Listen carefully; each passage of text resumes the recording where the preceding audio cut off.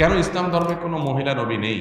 অনেক নাস্তিক ব্যক্তিরা এই প্রশ্নটি তুলে থাকেন। এ বিষয়ে আপনার বক্তব্য জানতে চাই। ইসলামে কোনো মহিলা নবী কেন নাই, এই প্রশ্ন যিনি করেছেন তার কাছে আমার প্রশ্ন, আপনার মায়ের গর্ভে আপনি কেন এসেছেন? আপনার বাবার গর্ভে কেন আসেন নাই? আপনার ভাই বোন 4 জন 5 জন 6 জন যে কজনই আছে, এই ভাই বোনের সবাই মায়ের গর্ভে কেন আসছেন? 2 জন মায়ের গর্ভে আসলে 2 জন বাবার গর্ভে আসতেন, এটা কেন নাই? এটার উত্তর দেন। আপনি নিশ্চয়ই বলবেন যে না, এটা তো বাবার গর্ভে আসার মতো না, এটা তো হয় না। মায়ের গর্ভে সন্তান আসে, বাবা লালন পালন করে, উপার্জন করে খাওয়ায়, বাকিটা মা দেখে। তো আল্লাহ রাব্বুল আলামিন পুরুষদের জন্য কিছু ডিউটি দিয়েছেন, মহিলাদের জন্য কিছু ডিউটি দিয়েছেন। আল্লাহ পুরুষদেরকে সৃষ্টি করেছেন কিছু ডিউটির জন্য উপযোগী করে, মহিলাদেরকে সৃষ্টি করেছেন কিছু ডিউটির জন্য উপযোগী করে। এখন যদি আপনি মহিলা থেকে পুরুষেরটা, পুরুষের থেকে মহিলারটা আশা করেন, তাহলে সেটা হবে বোকামি। প্রত্যেককে আল্লাহ তাআলা যার যার ডিউটি, যার যার কর্তব্য পালনের উপযোগিতা দিয়ে তাকে তৈরি করেছেন। দেখুন, আল্লাহ তাআলা মায়ের গর্ভে সন্তান দেন। গর্ভের ধারণের এই যে সময়টা, মায়েদের যে কষ্টের সময়টা 10 মাস, এই সময়টা কি বাহিরে রাস্তাঘাটে মুভমেন্ট, অফিস আদালত, ব্যবসা বাণিজ্য, মাটি কাটা, বাহিরে কাজ করা, এই কাজগুলো গর্ভাবস্থায় উপযোগী, না বাসায় রেস্ট করাটা বেশি উপযোগী? ওকে, সন্তান জন্মের পর 2 বছর পর্যন্ত সন্তানের রিজিকের ব্যবস্থা, সন্তানের সবচেয়ে পৃথিবীতে সবচেয়ে উপকারী খাবার দুগ্ধপোষ্য শিশুর মায়ের বুকের দুধ। এর চাইতে উত্তম বা এর সমকক্ষ কোনো খাবার পৃথিবীতে আল্লাহ আর রাখেন নাই। এই খাবার দিয়েছেন আল্লাহ তাআলা মায়ের বক্ষে। তাহলে 2 বছর ধরে সন্তানকে দুধ পান করাইতে হবে, সেটা তো সকাল দুপুর রাত 3 বেলা, নাকি? 3 বেলা না খাওয়াইতে হয় সন্তানকে? কত বেলা খাওয়াইতে হয়? অগণিত বেলা। সকাল থেকে রাত পর্যন্ত কতবার খাওয়াইতে হয় তার কোনো ঠিক ঠিকানা। ওর যখন ক্ষুধা লাগবে তখন সে কেঁদে উঠবে। সেটা হতে পারে রাত 2টা, হতে পারে সকাল 10টা। ঠিক না ভাই? ঠিক। তাহলে সারাদিন রাতে যে কোনো সময় সন্তানকে দুধ খাওয়াতে হবে। এটার জন্য উপযোগী কি অফিসের চেয়ার নাকি বাসা বাড়ি? আল্লাহ তাআলা নারীর বডি স্ট্রাকচারের মধ্যে যেসব জিনিসগুলো দিয়ে দিয়েছেন, সেখানে কিন্তু ইন্ডিকেশন আছে যে তার কর্মস্থল কোথায় হবে, তিনি তার ডিউটিটা কোত্থেকে পালন করবেন। এখন আপনি যদি তাকে ওই জায়গা থেকে বের করে ভিন্ন জায়গায় তার ডিউটিটা সেট করার চেষ্টা করেন, তখন পৃথিবী, তার সিস্টেম মুখ থুবড়ে পড়ে যাবে। আজকে পৃথিবীর উন্নত দেশগুলোর মুখ থুবড়ে পড়ে গেছে। সেগুলোতে সন্তান জন্মের হার কমতে কমতে এমন কমছে যে সেখানে এখন প্রণোদনা দিয়ে, টাকা পয়সা দিয়ে সন্তান জন্মের হারকে স্বাভাবিক করার কোনো পথ তারা খুঁজে পাচ্ছে না। কারণ ওই যে আল্লাহর সিস্টেমকে পরিবর্তন করে ফেলেছে, এখন তার কুফল ভোগ করতেছে। সন্তান জন্ম দেওয়ার প্রবণতা মানুষ হারাই ফেলছে।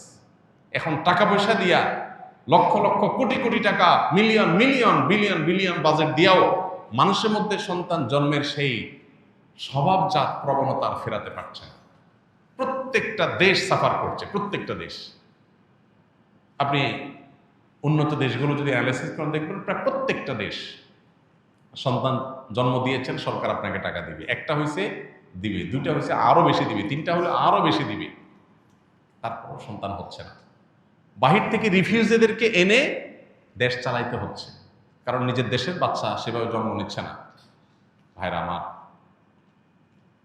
গরিব দেশগুলো থেকে শ্রমিক হিসাবে মানুষকে এনে বা ছাত্র হিসাবে ভিসা দিয়ে নিয়ে তারপরে তাদেরকে মাইগ্রেট করে নিজের দেশে নাগরিকত্ব দিতে হচ্ছে, কারণ দেশ চালানোর জন্য নিজের দেশে সেরকম লোক তৈরি হচ্ছে না। আল্লাহর সিস্টেমকে পরিবর্তন করতে গিয়ে পৃথিবী বহুবিধ চ্যালেঞ্জের মুখোমুখি হয়েছে, আরো হবে। বিধায় কেন আল্লাহ তাআলা পুরুষদেরকে নবী বানিয়েছেন? নবীদের কাজটা বাহিরে না ভেতরে? শুধু কি বাহিরে? তাদের কাজটা চ্যালেঞ্জিং, মহা চ্যালেঞ্জিং, তাই না? কোথাও শত্রুর সাথে লড়াই করতে হবে, কোথাও তাকে যুদ্ধ সংগ্রাম করতে হবে, কোথাও বাধার মুখোমুখি হইতে হবে, কোথাও জুলুমের শিকার হইতে হবে, কোথাও ফিজিক্যাল অ্যাটাকের শিকার হইতে হবে। এগুলো কি একজন নারীর জন্য সহ্য করাটা খুব বেশি উপযোগী? তাহলে হ্যাঁ, নারী অনেক কিছুই করতে পারে, আল্লাহ তাআলা তাকে অনেক ক্ষমতা দিয়েছেন। দেখুন, যে পুরুষ বীর হবে নারী তাকে জন্ম দিবে, এর চেয়ে বড় গৌরবের বিষয় কি? যে পুরুষ বীর হবে নারী তাকে গড়ে তুলবে, বীরের মা হবে, এর চেয়ে বড় মর্যাদার বিষয় কি? মর্যাদা দেওয়ার নাম করে আমরা এখন যা করছি এটা পৃথিবীকে পশ্চাদমুখী করবে। যেটাকে আমরা অগ্রগতির মাধ্যম মনে করছি সেটা আসলে আমাদেরকে পেছনের দিকে নিয়ে যাবে। বিদায় বিষয়ে আমাদেরকে সতর্ক হতে হবে, সচেতন হতে হবে। আল্লাহ রাব্বুল আলামিন যাকে দিয়ে যে কাজ নিতে চান তাকে সেইভাবে তৈরি করেছেন। আপনি এটাকে উল্টাতে চাইলে সেটা হবে না। অতএব আল্লাহ তাআলা কেন পুরুষদেরকেই শুধু নবী বানিয়েছেন, মেয়েদেরকে কেন নবী বানান না, এর মধ্যে এটার উত্তর আছে। আল্লাহ আমাদেরকে বোঝার তৌফিক দান করুন। আমার বয়স 19 বছর। আমি ছোট থেকে নানু নানার সাথে থাকি, আমার মা বাবার সাথে থাকি না, কিন্তু মা বাবার সাথে কথা হয়, দেখা হয়। এখন আমার প্রশ্ন, আমার নানা নানু অসুস্থ হলে আমার খুব খারাপ লাগে, কিন্তু মা বাবার ক্ষেত্রে খারাপ লাগে না, টেনশন হয় না। এখন আমার মাঝে মধ্যে মনে হয় আমি সন্তান হিসেবে কুসন্তান হয়ে গেছি নাকি। সন্দেহাতীতভাবে এটা খারাপ জিনিস যে আপনার মা বাবার অসুস্থতা আপনার কষ্ট হয় না, কারণ আপনি তাদের সাথে থাকেন না, মায়া তৈরি হয়নি। প্রথমত, মা বাবা হিসাবে তারা, অভিভাবক হিসাবে আপনার মা বাবা হিসাবে তাদের কোনো কষ্ট হলেই আপনার ভিতরে কষ্ট অনুভব হতে হবে। এটা হওয়ার জন্য আপনি তাদের সান্নিধ্যে যাবেন, তাদের কাছে থাকবেন, এবং আপনার এই কাউন্সেলিংটা দরকার যে মা বাবা আপনার জন্মদাতা, নানা নানু নন। অতএব দুনিয়াতে আসছেন তাদের উসিলায়, তাদের মাধ্যমে, নাহলে দুনিয়ার আলোই দেখতেন না। বিধায় তাদের প্রতি আপনার কর্তব্য আছে, সেই কর্তব্যটা আপনাকে পালন করতে হবে। এটার জন্য প্রয়োজনে তাদের সাথে থাকবেন, তাদেরকে ধারণ করবেন, বোঝার চেষ্টা করবেন, তাদের অবদানটাকে অনুভব করার চেষ্টা করবেন, তাহলে ইনশাআল্লাহ দায়িত্ববোধটা জাগ্রত হবে।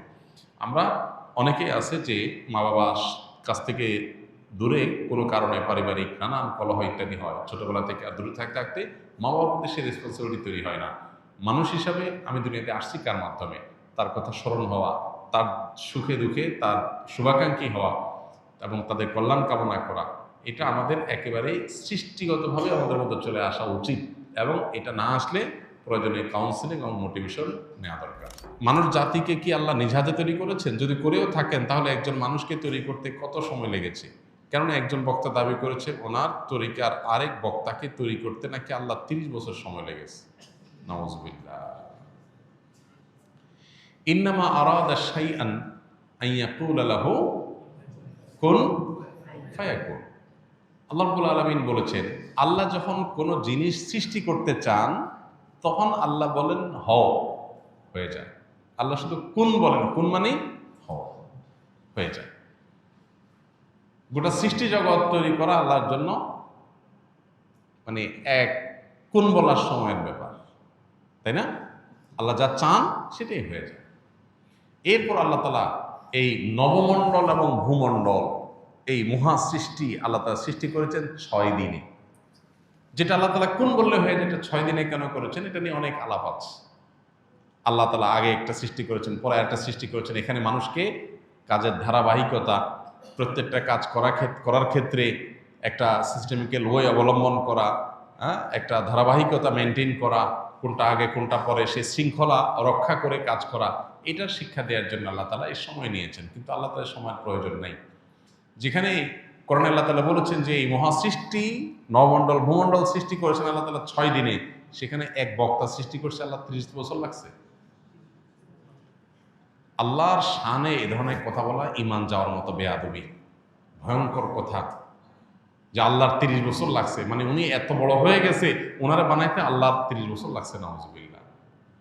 আপনি কোনো আলেমের মর্যাদা বর্ণনা করবেন, তার যোগ্যতা থাকলে সেটা বলবেন, 100 বার বলেন, কিন্তু বলতে গিয়ে যদি আল্লাহর শানে বেয়াদবি করে ফেলেন, আল্লাহর জন্য তারা বানানো কঠিন হয়ে গেছে, সে এত বড়, তাহলে মানে আল্লাহর জন্য কঠিন করে ফেলছে বিষয়। মানে কোনো কোনো ক্ষেত্রে এই ক্ষেত্রে আল্লাহ মানে আল্লাহর সাথে তাকে আপনি আল্লাহ শক্তির সাথে তার সৃষ্টিকে আপনি কম্পেয়ার করলেন, মানে তার মাহাত্ম্য তুলতে গিয়ে আল্লাহর সাথে বেয়াদবি করলেন। কুফরি,